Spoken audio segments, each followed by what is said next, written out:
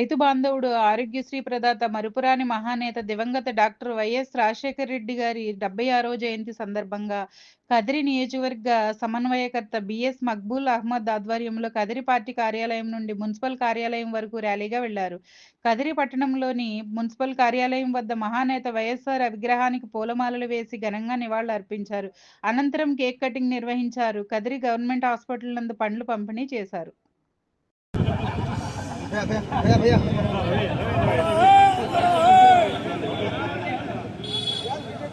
మానవీయత తోడు చేసిన కార్యక్రమాలు ప్రతి ఒక్కటి గుర్తు చేసుకుంటూ ఈరోజు కూడా ఆరోగ్యశ్రీ అంటే గుర్తొచ్చేది రాజశేఖర రెడ్డి గారే, ఫీజు రింబర్స్మెంట్ అంటే గుర్తొచ్చేది రాజశేఖర రెడ్డి గారే, ఉచిత కరెంట్ అంటే గుర్తొచ్చేది రాజశేఖర రెడ్డి గారే, 108 అన్నా 104 అన్నా ఏమి చెప్పినా కూడా లేదు.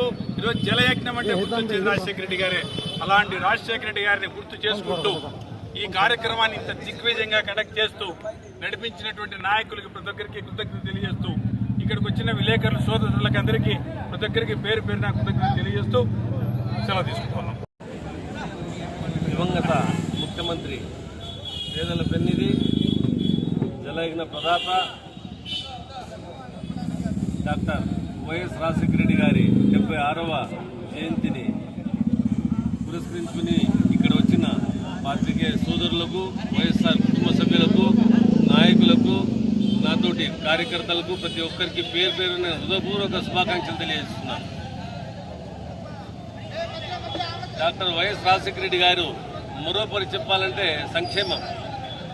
ఆయన ప్రవేశపెట్టిన సంక్షేమమే ఆ రోజు నుంచి ఇప్పుడు కూడా వస్తూనే ఉంది. దురదృష్టం ఏమంటే ఈ కూటమి ప్రభుత్వం ఆ సంక్షేమానికి తూట్లు పొడుస్తోంది.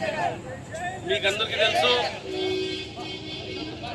రోడ్డుపై కుయ్యి కుయ్యమని శబ్దం వస్తే ప్రజలు ఎక్కడ అని చూడరు, రాజశేఖర రెడ్డిని గుర్తు చేసుకుంటారు. ఈ ఆరోగ్యశ్రీ ప్రవేశపెట్టింది రాజశేఖర రెడ్డి. ఇలాంటివి ఎన్నో పథకాలు ప్రవేశపెట్టి, ఎన్నో సంక్షేమం ప్రవేశపెట్టి ఆయన ప్రజల గుండెల్లో సజీవంగా ఉండిపోయారు. మీకందరికీ తెలుసు, ఈరోజు మైనార్టీ పిల్లల్లో డాక్టర్లు, ఇంజనీర్లు అయినారంటే ఆయన చలివే. ఆయన ఇచ్చిన 4% రిజర్వేషన్ ఎన్నో ఇళ్లలో దీపం వెలిగించినాయి. ప్రతి ఒక్కరూ చెప్తారు, ఆయన ఇచ్చిన 4% రిజర్వేషన్, ఫీజు రీయింబర్స్మెంట్ ద్వారా పిల్లలు డాక్టర్లు అయినారు, ఇంజనీర్లు అయినారు. ఇప్పుడు కానీ అదే అవుతా ఉంది. కానీ గత 1 సంవత్సరంలో ఇవి అమలు కాక వైఎస్ఆర్ ప్రభుత్వం ఏదైతే మన